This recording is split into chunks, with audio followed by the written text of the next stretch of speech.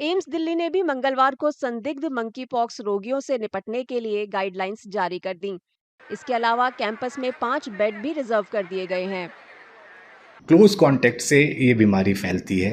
अभी तक कोई क्लियर कट एविडेंस नहीं है कि ये सांस के थ्रू हवा में फैलती है, ऐसा कोई एविडेंस नहीं है।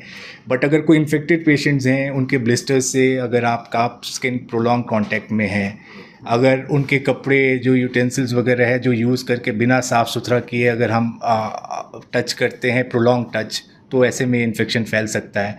तो जैसे हमने कहा था कोविड के समय आप सावधानी बरतिए। कोविड तो हवा में फैलती थी, लेकिन ये हवा में नहीं फैलती है। तो इसलिए इसमें जो हम नॉर्मल हाइजीनिक रहने की बात करते हैं, जैसे फ्रिक्वेंट हैंड वॉश, ऐसे मरीज़ के कांटेक्ट में अगर आपको जाना पड़ रहा है तो मास्क पहने, उनके कपड़ों से की सफाई पे आप ध्यान रखें।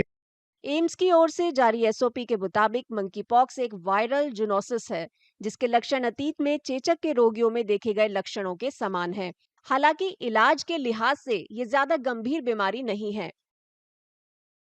कि अभी भी मैं कहूँगा ये एक एग्जॉटिक बीमारी है। कहने का मतलब ये हमारे देश में उस तरह से इतना कॉमन प्रेवलेंट नहीं है। तो अगर हम घर में बैठे हैं और हमें रैशेज हो जाते हैं, बुखार हो जाते हैं, इसका ये मतलब नहीं है कि हमें मंकी पॉक्स हो। अभी भी इस सिचुएशन में डेंगू, मलेरिया, चिकनगुनिया ये ज़्यादा कॉमन बीमारियाँ हैं, फीवर विथ रैश।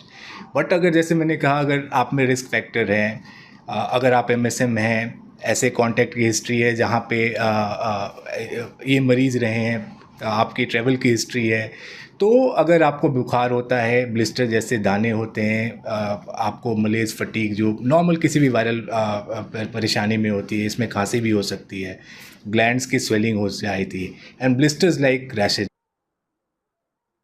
प्रोटोकॉल के मुताबिक विदेश से आने पर बुखार, दाने या पुष्टि किए गए मंकी पॉक्स केस के संपर्क के इतिहास वाले रोगियों का जल्द से जल्द टेस्ट किया जाए।